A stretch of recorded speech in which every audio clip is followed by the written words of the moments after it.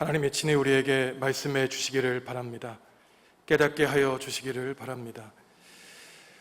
하나님이 우리에게 성령의 지혜를 주시지 않고 영으로 이 자리에 함께하지 않으시면 아무리 우리가 애써서 말씀을 읽어도 이해하기 어렵습니다. 이해하기 못하기는커녕 오히려 말씀을 오해할 수 있죠. 말씀을 읽어서 쉽게 이해할 수 있는 본문이 있는가 하면은 아무리 읽어도 쉽게 이해하기 힘든 본문이 있습니다. 오늘 예수님께서는 나는 생명의 떡이다라고 말씀하시면서 내 살을 먹고 내 피를 마시라고 하죠. 사람들은 도대체 예수님이 자신을 가리켜 떡이라고 하는 말씀, 살을 먹고 피를 마시라는 말씀을 이해하지 못했습니다. 오늘 요한복음 6장 60절에서도 제자들이 말하기를 제자 중 여럿이 듣고 말하되 이 말씀은 어렵도다. 누가 들을 수 있겠느냐라고 예수님의 말씀을 잘 이해하지 못했죠. 오늘 예수님이 우리에게 주시는 말씀은 과연 우리가 예수님을 구주로 믿는 그리스도인에게 주님은 어떠한 분이시고 예수님을 믿는 사람들은 무엇으로 인생을 살아갈 것인가에 대한 귀중한 말씀을 주십니다. 오늘 오직 말씀에만 집중하여 하나님이 우리에게 주시는 생명의 말씀, 그 계시의 신비로운 말씀을 성도 여러분들의 마음 깊은 곳에 깊이 뿌리 박게 하시기를 간절히 바랍니다. 예수님은 떡 5개와 물고기 2마리로 5,000명이 넘는 남자들을 먹여주셨죠. 무리들은 예수님을 찾아와서 이러한 기적이 가지고 있는 뜻이 무엇인지 예수님과 대화하기를 원합니다. 그런데 예수님은 자기를 찾아온 무리들을 가리켜 말씀하시기를 너희가 지금 나를 찾아온 까닭은 하나님이 보여주시는 표적과 이사 때문이 아니요 굶주린 너희들의 배를 채웠기 때문이다라고 무리들에게 말씀하십니다. 그들의 속마음을 간파하셨던 것이죠. 그들의 관심사는 신앙의 의미를 깨닫는 것이 아니라 물질과 현세의 이익에만 관심을 가졌다고 예수님은 그들을 질책하셨던 것입니다. 예수님은 그들 죄와 고난과 사망과 질병에서 해방시켜 주시길 원했죠. 하지만 단지 그것이 아니라 그러한 해방 역사를 통하여 예수님을 통하여 일하시는 하나님의 일을 보여주시기를 원하셨던 것입니다. 단지 배고픈 배를 채우고 만족시키는 것이 예수님의 목적이 아니라 그러한 과정을 통해서 하나님의 이적과 기사와 표적, 하나님 나라를 보여주기를 원하셨던 것이죠.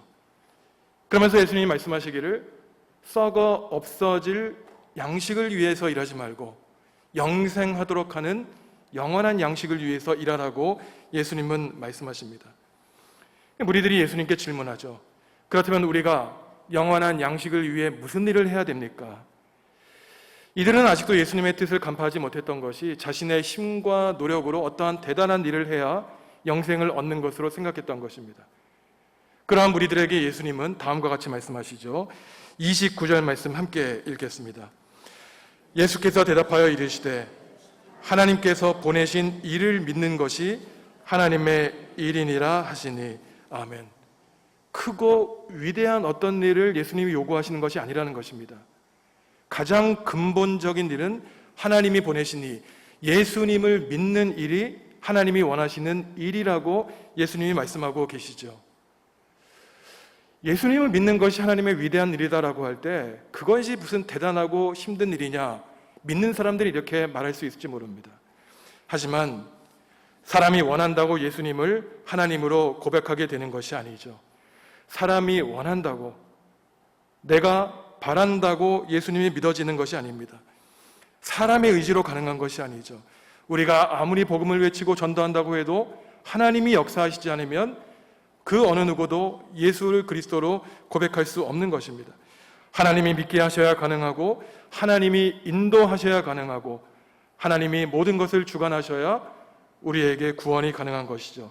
아무리 믿고 싶어도 믿어지지 않는 것이 문제인 것입니다. 44절 예수님의 말씀 함께 읽겠습니다. 나를 보내신 아버지께서 이끌지 아니하시면 아무도 내게 올 수 없으니 오는 그를 내가 마지막 날에 다시 살리리라. 아멘. 하나님이 이끄셔야 주님께 나올 수 있다는 것이죠. 지금 우리도 우리의 의지로 온 것이 아니라 하나님이 우리를 이끄셨기 때문에 예수님을 경배하고 있는 것입니다. 하나님이 역사하셔야 하나님을 믿을 수 있다. 우리가 아무리 노력해도 예수님을 하나님으로 고백할 수 없다는 것입니다. 중세 신학자들이 수백 년 동안 논쟁한 중요한 질문인데 다음과 같은 질문입니다. 우리가 하나님을 믿기 위해서는 먼저 알아야 하는가? 아니면 반대로 알기 위해서는 믿어야 하는가라고 하는 논쟁입니다. 어떤 사람들은 내가 믿겨지지 않는다. 믿기 위해서는 내가 먼저 이해를 하고 알아야 된다고 주장하는 사람이 있습니다. 하지만 반대로 너희가 모르는 것을 알기 위해서는 먼저 믿어야 된다고 말하는 사람들이 있는 것이죠. 내가 지금은 거울을 보는 것처럼 희미할지라도 예수님을 믿으면 조금씩 하나님의 놀라운 신비의 말씀을 이해할 수 있고 알 수 있다는 것입니다. 종교적인 지식은 세상 지식과 다르기 때문이죠. 하나님에 관한 진리는 우리의 이성과 논리의 차원을 뛰어넘습니다. 그래서 믿음조차 하나님이 주시지 않으면 우리가 갖기 어려운 하나님의 은총과 선물인 것이죠. 이러한 차원에서 믿음을 가지는 것이 하나님이 원하신 일이라고 예수님이 말씀하셨습니다. 예수님은 말씀하셨죠. 썩을 양식을 위해 일하지 말고 영생의 양식을 위해서 일해라.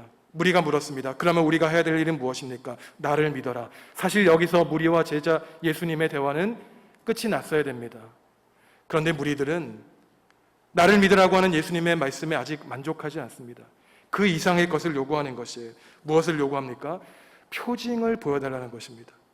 우리 조상들은 이집트에서 400년 동안 노예 생활한 다음에 먹을 것 마실 것이 없는 광야에서 40년 동안 모세를 통해 하나님이 만나를 내려주셨다는 거예요. 그러면 모세보다 위대하다고 주장하는 당신이 우리에게 무슨 표징을 보여주실 건가?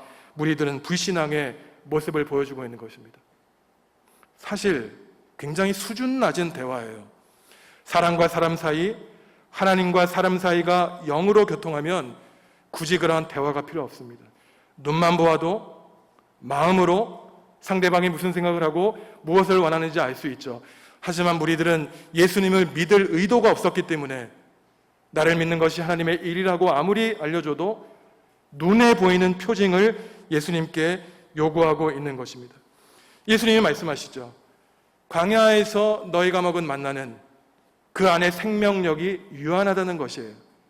만나를 먹지 않으면 육신을 살릴 수 없다는 것입니다. 하지만 나는 생명의 떡이기 때문에 생명의 떡을 먹는 사람들은 영원히 굶주리지도 목마르지도 않을 것이라고 주님이 말씀하시죠. 35절 말씀 함께 읽겠습니다.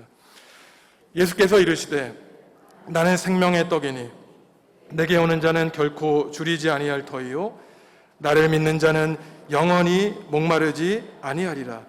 아멘. 예수님이 분명히 말씀하시기를 내가 너희들에게 생명의 떡을 주겠다고 말씀하지 않으세요. 내가 생명의 떡 그 자체라고 말씀하십니다. 여기서 떡은 오병이어에서 떡 5개라고 할 때 광야에서 먹여준 그 떡과 같은 말이에요. 예수님이 세례자 요한에게 세례를 받으시고 광야에서 40일 동안 사탄에게 시험 받으실 때 네가 만일 하나님의 아들이거든 이 돌을 가지고 떡을 만들라 할 때 그 떡과 같은 낱말입니다. 또한 우리가 매주일 주님이 가르쳐 주신 기도를 드릴 때 오늘 우리에게 일용할 양식을 달라고 할 때 그 양식과 같은 헬라어 낱말 아르토스가 오늘 생명의 떡과 같은 낱말입니다. 예수님은 우리에게 일용할 양식을 주실 뿐만 아니라 매일매일 우리의 몸과 우리의 영혼을 살찌우는 양식 자체라는 것이죠. 서로 물어뜯고 죽이는 세상에서 예수님은 나를 먹고 너희가 살아라. 자신의 목숨을 우리를 살리기 위한 떡과 밥과 양식으로 십자가에 내어 주시겠다고 말씀하고 계신 것이죠. 나는 생명의 떡이라고 할 때 이 생명의 떡은 단지 예수님의 구주되심을 묘사하거나 표현하는 말이 아닙니다. 제가 몇 달 전에 나는 선한 목자다라고 하는 요한복음 말씀을 전해드렸는데 요한복음을 보시면 나는 무엇이다라고 하는 여러 개의 말씀이 나옵니다. 화면을 보시면 나는 생명의 떡이다, 세상의 빛이다, 양의 문이다, 선한 목자다, 부활이요 생명이다, 길이요 진리요 생명이다, 포도나무다. 사복음서 가운데 특별히 요한복음에 나는 이다라고 하는 표현이 나오는데, 이 표현을 듣는 유대인들은 저 예수가 지금 자신을 하나님이라고 말하고 있는 것이구나 라고 이해를 했습니다. 왜냐하면 나는 무엇이다라고 하는 말은 출애굽기 3장에서 하나님이 자신의 이름을 계시해 주실 때 나는 스스로 있는 자다, 나는 나다라고 하는 표현에 해당하는 말이기 때문이죠. 예수님은 단지 우리의 생명을 풍성하기 위해 생명의 양식을 주기 위해 오신 분이 아니라 예수님 자체가 생명이요, 예수님 자체가 생명의 떡이라고 우리에게 말씀하신 것이죠. 아무리 예수님의 설교를 듣고 예수님의 가르침을 받아도 예수님을 불신하는 사람들이 있다는 것이 문제인 것이죠. 오늘 6장 36절에서 40절은 불신앙이라고 하는 이 문제에 대해서 예수님이 한탄하시는 표정이 나오고 있습니다. 오늘날 많은 사람들은 만약에 예수님이 내 눈앞에 나타나시면 내가 예수님을 믿겠습니다, 이렇게 말하는 사람들이 많이 있지 않습니까? 과연 믿지 않는 사람들 앞에 예수님이 나타나셔서 말씀하시면 그들이 예수님 앞에 무릎 꿇고 예수님을 구주로 고백할까요? 그렇지 않습니다. 2000년 전에 예수님을 눈으로 목격하고 예수님의 가르침을 직접 귀로 들은 사람들도 대부분이 예수님을 믿지 않았죠. 극소수의 일부 사람만 예수님의 그 모습, 예수님의 사역 가운데 하나님을 발견했습니다. 대부분 사람들은 예수님을 거부했고 대부분의 사람들이 결국 예수님을 십자가에 매달아 돌아가시게 만들었죠. 예수님이 내 앞에 있어도 불순종하는 사람들은 그럴듯한 이유를 대어 단지 감정의 차원이 아니라 이성과 아주 고차원적인 논리를 들어가면서 예수님이 하나님의 아들이 아니라고 예수님을 거부할 충분한 근거를 찾아내고 있습니다. 오늘 요한복음 6장 후반부에도 보면은 많은 사람들은 예수님이 하나님의 아들이 될 수 없는 이유에 대해서 두 가지 이유를 들고 있습니다. 첫째는 예수님이 하나님의 아들이 될 수 없는 이유는 그의 아버지 요셉 때문이라는 것이에요. 동네 이웃에서 늘 목수인 요셉을 보았는데, 마리아를 보았는데 갑자기 요셉과 마리아의 밑에서 태어난 예수가 하나님의 아들이라고 하니 그 사람들은 도저히 그 사실을 받아들일 수 없었던 것입니다. 예수님은 오히려 가족들에게 버림받았죠. 예수님의 가족들은 예수님을 미쳤다고 했습니다. 그러니 예수님은 인자가 머리 둘 곳이 없다라고 말씀을 하셨죠. 예수님의 아버지가 요셉이라는 사실은 생물학적이라는 사실, 인간의 판단에 하나님의 놀라운 역사를 가두어두고 있는 우를 범하고 있는 것이죠. 내 눈앞에 있는 것, 직접적인 것, 지금 당장에 있는 것이 너무 나에게 확실하기 때문에 보이지 않는 것, 저 멀리 너머에 있는 것을 판단하지 못하는 어리석음을 범하고 있는 것입니다. 예수님은 완전하신 하나님이자 완전한 사람이었죠. 예수님은 반신, 반인간이 아닙니다. 어떠한 사람은 예수님은 50이 인간, 50이 하나님이라고 생각하지만 예수님은 100이 하나님이요 100이 사람이에요. 예수님이 완전한 사람으로 오셨다는 것은 하나님이신 예수님이 사람의 몸, 요셉의 몸을 힘입어 이 땅에 오셨기 때문에 완전한 사람이 되신 하나님인 것을 보여주는 것이죠. 예수님이 반은 하나님이기 때문에 십자가에 매달려 돌아가실 때 예수님은 고통받지 않으셨다, 이단들이 강조하는 내용입니다. 하지만 예수님 완전하신 하나님이자 완전한 사람이었기 때문에 십자가에서 달리신 그 고통은 우리 모두가 겪는 고난에 해당하는 것이죠. 하지만 예수님 완전하신 하나님이셨기 때문에 십자가의 죽음을 이겨내시고 부활하셨고, 그렇기 때문에 우리 또한 모진 고통과 고난 가운데 십자가의 보혈로 말미암아 영원한 승리를 믿으며 확신하며 살아갈 수 있는 것입니다. 사람들이 예수님을 하나님의 아들로 받아들이지 않은 이유는 예수님의 말씀이 너무나 신비롭고 그들의 이성으로는 이해되지 않기 때문이었어요. 예수님이 오늘 말씀하시기를 나는 생명의 떡이다, 나의 살을 먹고 내 피를 마시라고 말씀하세요. 무리들은 어리석기 때문에 문자적으로 이해합니다. 아니, 사람의 살과 피를 먹으라니 그게 무슨 말일까? 영적인 의미를 깨닫지 못했죠. 구약성경에서 살과 피는 단지 살과 피를 말하는 것이 아니라 인격체를 구성하는 전체를 의미하는 것이었습니다. 예수님이 살과 피를 우리에게 주시겠다는 것은 나의 일부를 너희들을 위하여 인류를 위해 주겠다는 것이 아니라 내가 가진 모든 것, 내 자체를 십자가에 내어 주시겠다는 것을 말씀하고 있는 것이죠. 그리하여 교회 역사를 통하여 성찬식, 포도주를 마시고 빵을 찢어 먹음으로써 예수님의 몸에 신비롭게 참여하고 예수님의 몸에 신비롭게 연합하게 되는 놀라운 역사를 우리는 갖게 되는 것입니다. 그리고 우리가 생명의 떡을 먹음으로 단지 우리의 생명만 배부르는 것이 아니라 우리 또한 생명의 떡이 되어 세상에 유익을 끼치는 존재로 살아가라고 하는 예수님의 가르침인 것이죠. 그리고 어쩌면 더욱 중요한 것은 예수님의 살을 먹고 예수님의 피를 마시는 이러한 의식을 통하여 단지 하나님 나라는 우리가 죽어서만 가는 어떠한 곳이 아니라 지금 이곳에서 이미 죽음을 이겨내고 영생을 누리게 되는 것이라고 주님이 우리에게 알려주시는 것입니다. 49절과 51절이 이렇게 말씀하고 있죠. 함께 읽겠습니다.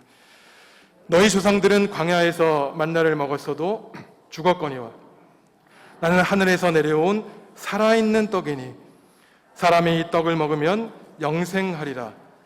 내가 줄 떡은 곧 세상의 생명을 위한 내 살이니라 하시니라. 아멘. 예수님의 살과 피를 먹으면 지금 이 자리에서 하나님 나라를 살고 영생을 이미 누릴 수 있다는 것입니다. 물론 복음서를 보시면 예수님은 하나님 나라에 대해서 우리가 죽은 다음에 가게 되는 그러한 나라라고도 표현하시지만 지금 이 자리에서 하나님의 나라를 일구라고도 하나님은 말씀하셨죠. 이미 하나님 나라가 너희에게 임하셨다라고 말씀하셨습니다. 내 삶의 주인을 하나님으로 모시고 살면 우리는 천국을 사는 것입니다. 우리 가정의 주인이 하나님이면 그 가정은 하나님 나라인 것이에요.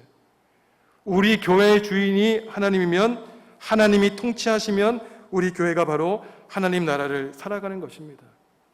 그러니 이 세상을 원수로 여기고 빨리 죽어야만 되는 해결되는 그 고통의 땅이 아니라 비록 우리 삶에 고통과 어려움이 있지만 하나님이 우리를 다스리시면 우리가 이미 고통의 땅에서 영생을 이미 풍족하게 누리며 살아갈 수 있는 것이죠.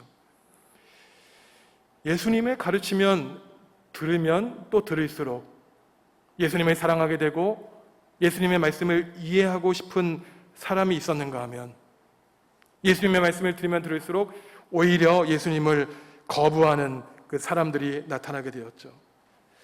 예수님의 말씀이 도저히 내 이성과 판단으로 이해되지 않아서 예수님을 거부한 사람들이 있었습니다. 당시 대부분 유대인들도 예수님을 하나님으로 영접하지 않았고 예수님을 십자가에 매달아 돌아가시게 만들었죠.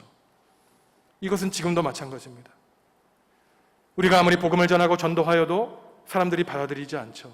너무 실망한 필요가 없습니다. 예수님을 눈으로 목격한 사람들도 예수님을 받아들이지 않았기 때문이죠.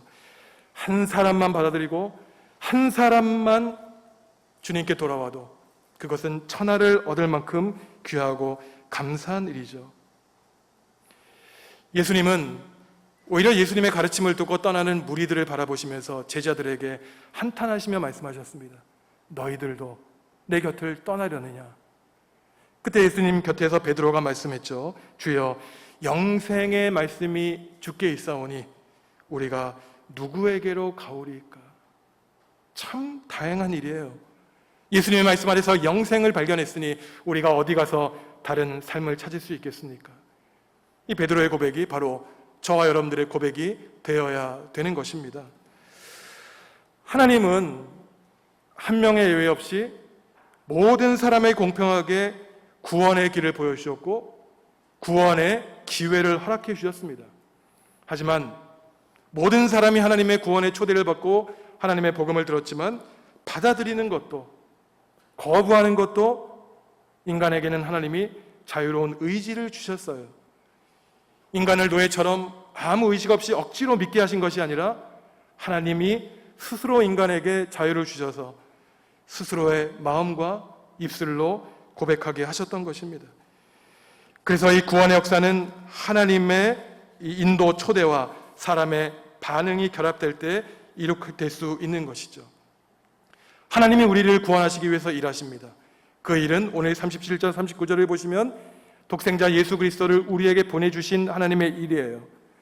사람도 마찬가지로 해야 될 일이 있습니다. 오늘 35절 40절 45절에 보면 우리가 해야 될 일은 예수님께로 와서 예수님을 믿고 예수님의 생명의 말씀의 가르침을 늘 꾸준히 받는 일이죠. 성도 여러분은 어떠한 음식을 먹고 사십니까? 이 더운 날씨에 여러분들의 건강을 위해서 어떠한 음식을 잘 챙겨 드셨나요? 혹시 건강을 해칠 음식을, 어떠한 음식을 피하셨습니까? 사람을 가리켜 참 특이하게 규정한 사람이 있었습니다. 사람은 그가 먹는 것이다. 사람은 그가 먹는 음식과 같다라고 주장한 사람이 있었는데, 이 사람은 누구였냐면은 공산주의 경제학을 만든 이 막스에게 영향을 끼친 독일의 철학자 포에르바하라는 사람이었어요. 이 사람은 철학을 전공하면서 인간이란 무엇인가, 신이란 어떠한 존재인가에 대해 참 재미있게 규정했는데, 인간은 그가 먹는 존재라고, 음식물이라고 규정했습니다. 인간의 영혼, 정신, 그것은 다 인간이 먹는 것에 결정이 난다는 거예요. 화학작용이라는 것입니다. 그리고 인간이 먹는 것에 따라 그 사람이 무엇을 먹고 마시느냐에 따라 그 사람의 고귀함과 그 사람의 비천함이 드러난다는 것이죠. 물질이 무엇보다 중요하다고 주장한 사람이었어요. 신에 대해선 뭐라고 정의했냐면 원래 신이란 없는 것이다. 존재하지 않는다 그랬어요. 그런데 사람들이 왜 신을 믿는다고 하느냐?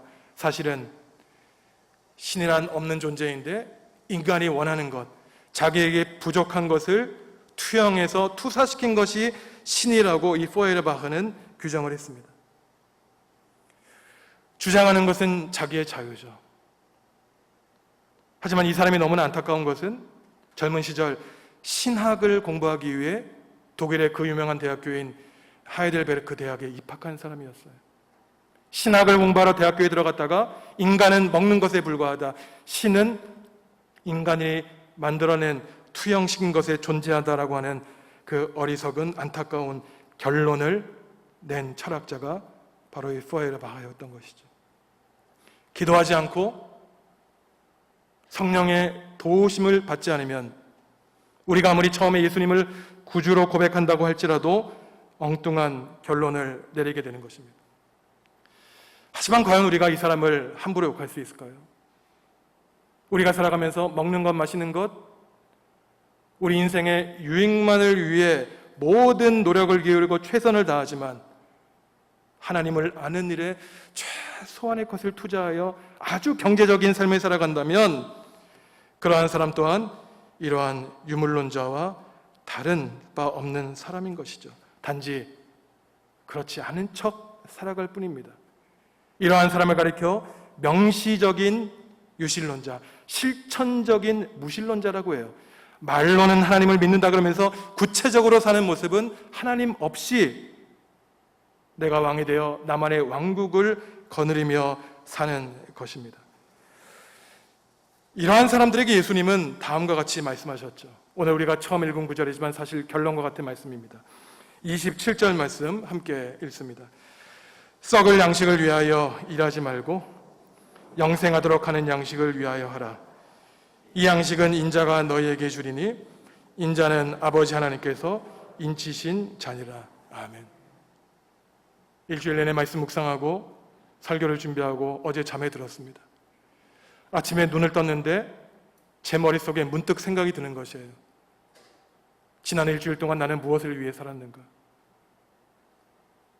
썩을 양식을 위해, 내 자녀를 위해, 내 가족을 위해 최선을 다했지만 나조차 하나님의 양식을 위해 얼마나 애쓰고 살았는가, 참 두려운 마음이 들었습니다. 한 끼만 먹지 않아도 배를 웅크리며 굶주려하지만 하루에 한 끼도 하나님의 양식, 우리의 영혼을 위해서는 생명의 양식에는 아무런 관심을 기울이고 있지는 않은가, 두려운 생각이 들었습니다. 썩을 양식을 위해 최선을 다해서 일해야 되겠죠. 최선을 다해서 일해도 썩을 양식조차 구하기 힘든 것이 우리 인생입니다. 하지만 예수님이 말씀하시기를 그것보다 더욱 중요한 것, 영원한 생명을 주는 양식을 위해 일하라고 하신 예수님의 말씀, 우리의 마음판에 깊이 새기고 살아야 되죠. 예수님은 오늘 요한복음 6장 말씀을 통해서 우리가 죽을 때까지 평생 질문하고 대답해야 될 그 무거운 질문을 우리에게 던져주십니다. 여러분에게 예수님은 어떠한 존재입니까? 여러분 예수님을 왜 믿으시나요? 당시 무리들은 배고픈 배를 해결하기 위해 예수님을 만났죠. 그 문제 해결되면 당장 예수님을 떠났습니다. 십자가에 못 박았죠. 여러분은 무엇을 위해 일하십니까? 무엇을 위해 돈을 버시나요? 무엇을 위해 자녀들에게 성공하라고 말씀하십니까? 혹시 썩어질 양식을 위해 최선을 다하지 않았습니까? 우리가 언젠가 하나님 앞에 갔을 때 하나님 죄송합니다. 제가 썩어질 양식을 위해 최선을 다했지만 진정 하나님의 양식을 위해서 너무나 간과했습니다. 우리의 부끄러운 모습이 되면 안 되겠죠. 예수님이 누구신가라고 하는 질문에 우리는 확실하게 대답해야 됩니다. 주님은 나에게 생명의 떡입니다. 생명의 양식입니다. 예수님의 말씀에 내 인생의 집을 건설하겠습니다.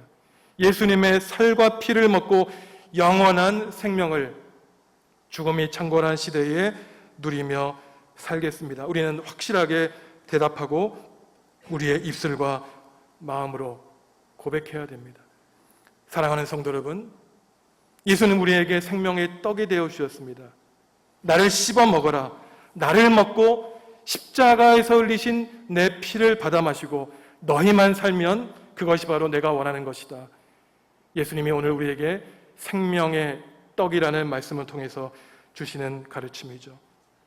이 세상에서 예수님을 그리스도로 고백하는 하나님의 일을 하시고 단지 죽어서 가는 것이 아니라 고통과 고난이 많은 이 세상에서 영원한 생명, 하나님 나라를 충분하게 누리시며 살아가는 거룩한 하나님의 자녀들이 되시기를 주님의 이름으로 간절히 축원합니다. 기도하시겠습니다.